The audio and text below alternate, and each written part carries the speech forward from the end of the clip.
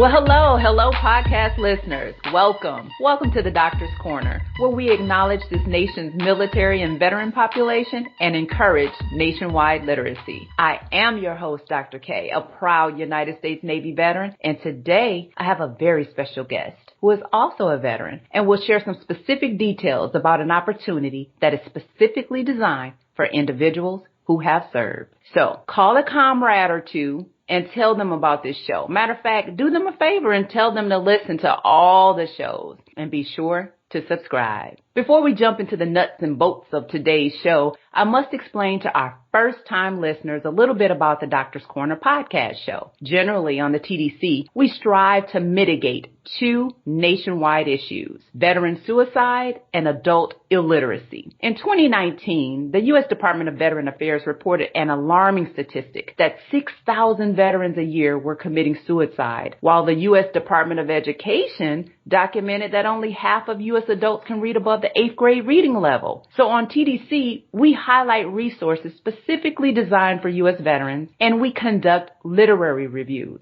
Literature authored by veterans or literary compilations critiqued by veterans.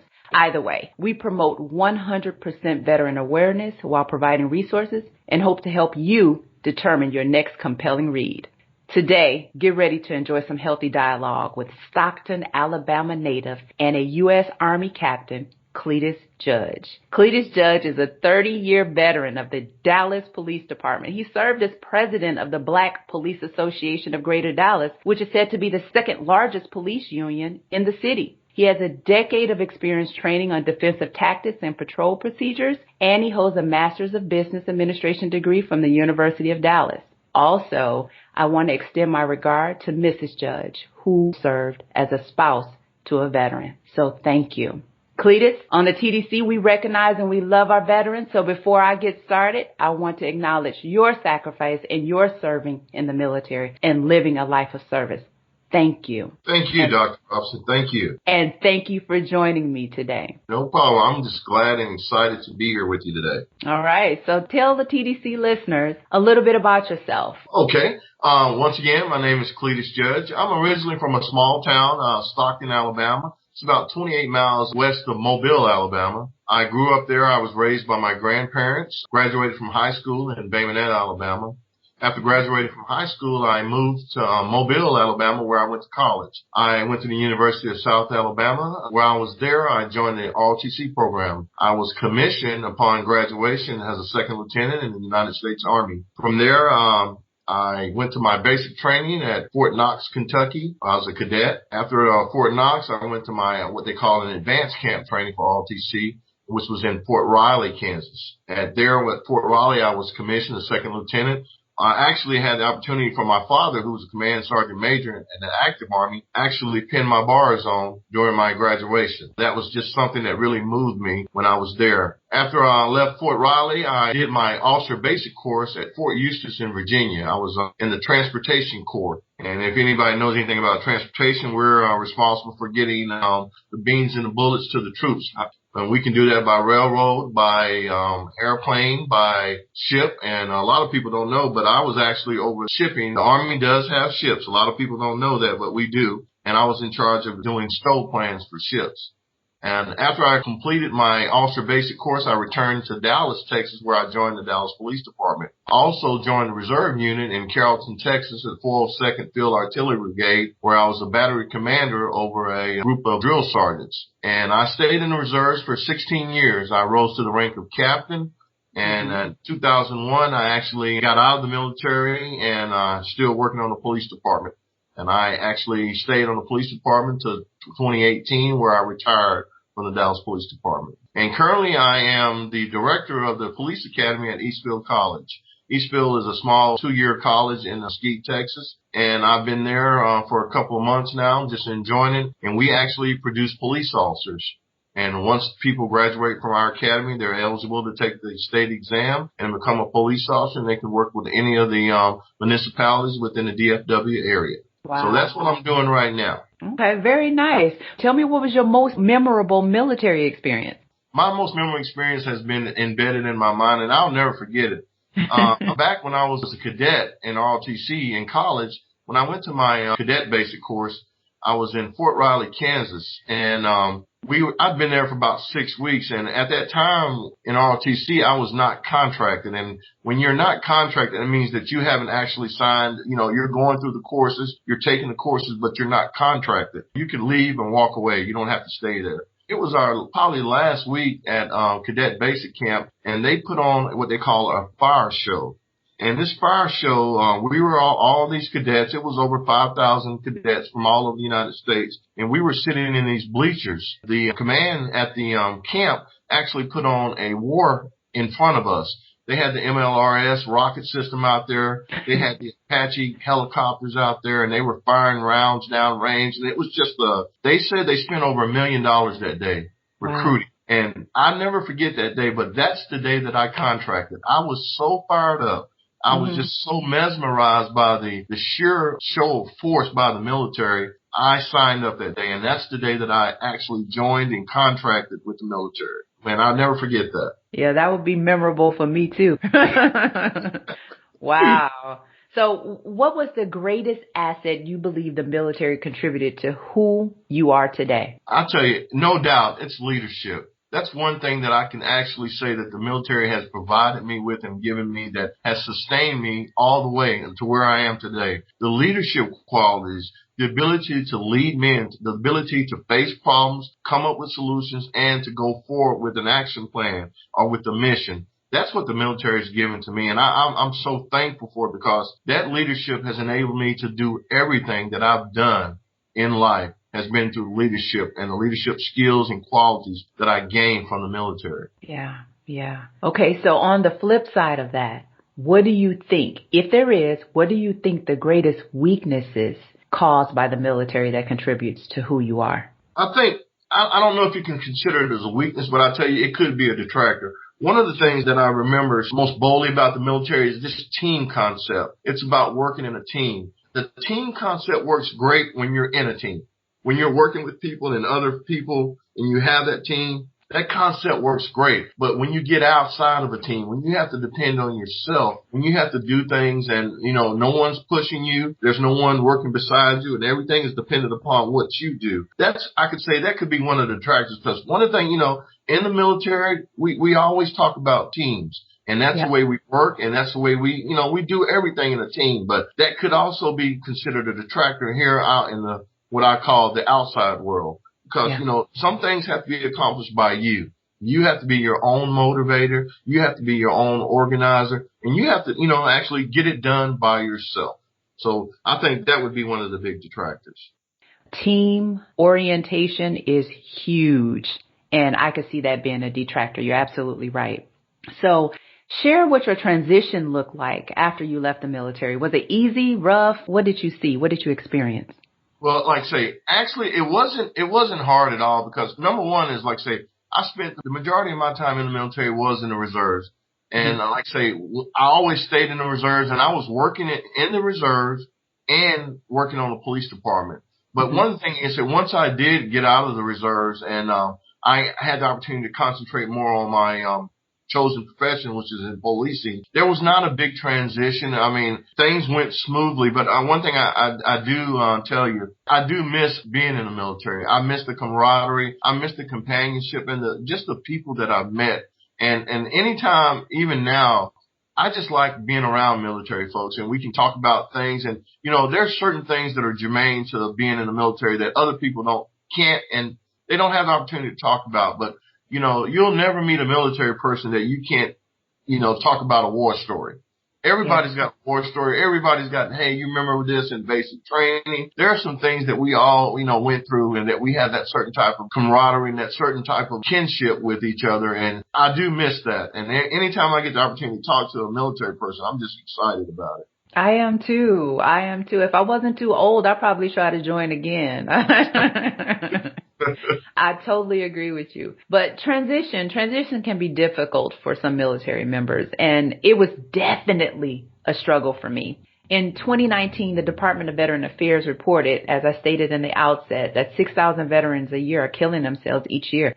The challenges that veterans face are not any different than the challenges that non-veterans face. But for some reason, veterans exceed the rate of non-veteran suicides. Why do you think veterans are resorting to suicide? And what would you say to a brother or sister in arms that are maybe in a dark place right now and maybe listening to the show? Okay, I think one of the reasons why the suicide rate is so high for veterans is because when you're in the military, you have that immediate family.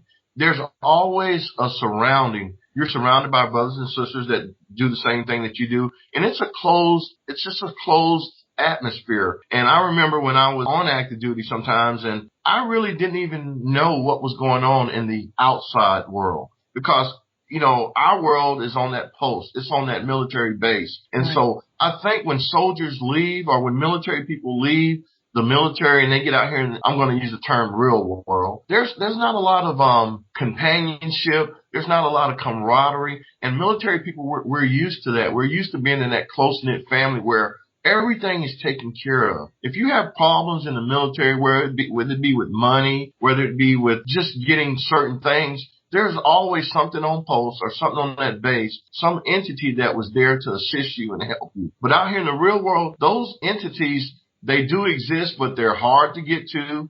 They're hard to get what you need out of them. And I think that's one of the problems that military people have of adjusting to this life outside the military, because believe it or not, and I tell people this all the time, when you're in the military and you're on active duty, you're taken care of. Everything is taken care of. Your food, your housing, your kids. You don't worry about your kids because they're on post getting education. It's a closed atmosphere. And once you're out here in the real world, those things don't exist. It's an open atmosphere. And there's an adjustment problem for some people. And I think that, the veterans associations and all the other organizations are great, but we need to pay a lot more attention and stay close to these people that are getting out of the military recently and wrap our arms around them and just embrace them and let them know that we're here for them and help them get the aid and get to the things that they need to have a good life out here in this open world. Absolutely. And like I shared, my transition was difficult. And what I've identified, here it is later years in life, that resources were not available or resources weren't explained to me. And that's what the Doctor's Corner is about. Share a little bit about your current position and your profession and what your program has to offer the veteran population today. Well, like I said, I worked for the Dallas Police Department for over 30 years. When I was on the police department, I worked in training. I was at the police academy for about 10 years as an instructor. When I got ready to leave, I worked in homicide. I was there for about 5 years. But when I retired, I was sitting at home. I retired in 2018, and I was just looking for something to do. And actually, there came an opening up at a college, and they actually had an opening for a director of a police academy. And I was like, this is right on point. This is in my wheelhouse. This is something that I can do. I had experience in it. And I applied for the job, and lo and behold, I got the job. And I started March the 5th. Eastfield College is a regular college, 2-year institution, but they have a police academy there. And I became the director of the police academy. And we actually have students come in. They actually apply to come to the police academy. We do the exact same thing that every other police academy in the United States does. We have the same type of training, same type of requirements, from ethics training to firearms training. We do the same thing. In the state of Texas, there's a governing body called TCO, which governs all police academies. We are governed by that same body. Right now, we're offering 2 different tracks. We have a full-time academy, which students go from 8 to 5, and we have a part-time academy, which students go from 6P to 10P. Both academies require the recruit to complete about 774 hours, which will enable them to take the state exam, which every police officer in the state of Texas has to take the same exam. So once you complete our academy, you're eligible to take the state exam. Once you take the state exam, you're a certified peace officer. Now you can go out and try to secure a job with the police department in the Metroplex area. The cost of our course is $1,935 to be exact. Then it's about $700 of out-of-pocket expense for uniforms, boots, and other things such as that. Okay. How can a veteran get involved pre-COVID and post-COVID? How does that work? Right now, Dr. Robinson, I'm in the process. I'm recruiting veterans. I want veterans to come through our academy. And one of the things, like I say, the cost is $1,935, and all veterans are able to use their GI Bill to pay for their tuition. So, they can use all their veteran benefits to still pay for their. But some of the things that I ask a veteran to do is make sure that you have a latest copy of your DD-214. Make sure you have your birth certificate, your high school diploma. Go by the Department of Public Safety and get your DL check. and get that printed. So when you start putting your packet together, we have a packet that you can access online. And I'd like to give you the website which you can access this packet. The website is 4cjustice, and that's CJUSTICE at dccd.edu. 4C Justice at Dallas County Community College District at .edu. So once you access that website, there's a packet on the website, and it'll run you through everything that you need to get into the academy. Now, right now, during the COVID-19, we've suspended all our future academies until we actually get back on campus, which I foresee around September we should be back on campus. But it's not too early or too late to go ahead and start working on your packet. Access that website, and you can download the requirements so you can have your packet together. Also, I'd like to give the phone number to the academy, which is 972-391-1084. And like I say, we're not at the academy right now, but that if you're interested, someone will answer. Leave your information on the recorder, and we will get back with you and give you the updates as we tend to get back onto campus. But I'm excited. I'm in the process of starting a large recruiting effort based on getting veterans into I think there's one thing about being a veteran. Anybody coming out of the military, we are trainable. They are trainable. So academy would be a great fit. If you're interested in law enforcement and you'd like to, start your new future, come do it with Eastfield College. We welcome you. Very nice. Very nice. So here's another question.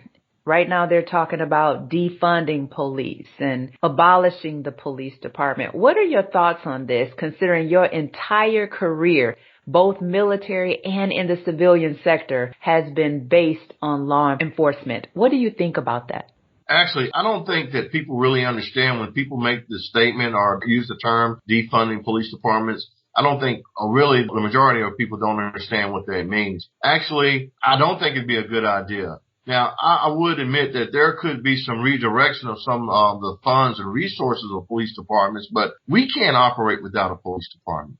There would be sheer chaos in the street without a police department. So redirecting some of the funds that police department utilizes, I think some of the funds that police departments utilize could be put back into the community. Actually, you could leave the funds with the police department, but make sure that they section off or they use so much of their funds has to go back to community reinvestment. I'm talking about after school programs, with getting the community involved in what policing does. I don't think we should defund, maybe redirect some of the funds that current police departments are utilizing, maybe a better term than defunding police departments. Because once again, we can't do without the police. And when you start talking about defunding the police department, you're talking about taking money away. We're talking about decreasing the number of officers on the streets. And we don't live in a society at this time where we can do without the police. Now, we can do without bad police. Absolutely. But we can't do without the police. And I think maybe we should start utilizing the term redirecting or redirection of some of the resources of police departments, but not defunding police departments. Excellent. Excellent view on that. How do you stay positive when the world seems like right now they're against law enforcement? Well, one thing, I've had the opportunity, like I say, I worked in Dallas for 30 years, and I know the majority of police officers are good officers. There are some bad officers out there, but I stay positive because I've worked with some of the best officers, both black and white. And I've seen some bad officers on both sides of the fence. But one of the things that I rest assured is that, that the people and the police departments are taking notice now. All across the nation, police departments are realizing you can't maintain the status quo. And every police department is in the process of trying to root out these bad apples that are on their police departments. And officers need to speak up. If you know or see someone doing something, we need to speak up. And that needs to happen across the nation. And I guarantee you, that's where I have faith in God that this will pass. And we will get through this, and we'll be better for it. This will pass. We will get through it, and we will be greater. You are absolutely right. Absolutely right. Well, tell the listeners one more time, if you are a veteran and you are listening and you want to join and become part of the law enforcement, Director Cletus Judge, please tell them again where they can reach out and make contact. Okay, no problem. First of all, the phone number to Eastfield Police Academy is 4C-391-1084. Right now, we're not at campus, but please leave a message on the recorder, and we will get back with you. You also can check out what we have to offer on our website. And that website, again, is the number 4C Justice at Dallas County Community College District.edu. Once again, 4C Justice at DCCCD.edu. And we look forward to hearing from you. We want veterans in our academy on the police department within the Metroplex. So we welcome you. Absolutely. Well, thank you. Thank you so much again for joining me today and for looking out for your brothers and sisters in arms. I appreciate you. Thank you. Thank you for having me. I enjoyed it. Well, there you have it, vets. Eastfield Police Academy is looking for you. As a service member and veteran, you have a set of skills that are incomparable, and your brother in arms is calling for you to help him make a difference in the realm of U.S. law enforcement, starting with Eastfield Police Academy. Please visit 4C Justice. That's the number 4, the letter C as in Charlie, Justice, at DCCCD.edu or call 972-391-1084. That wraps up another episode of the Doctor's Corner. Please be sure to listen, like, and subscribe to the show. You can find TDC on Spotify, TuneIn, iTunes, iHeartRadio, Google Play, Radio Public, or wherever you go for your favorite podcast. To advertise on this veteran network, please email the Doctor's Corner 2018 at gmail.com. Thanks again for listening, and remember, reading is still fundamental.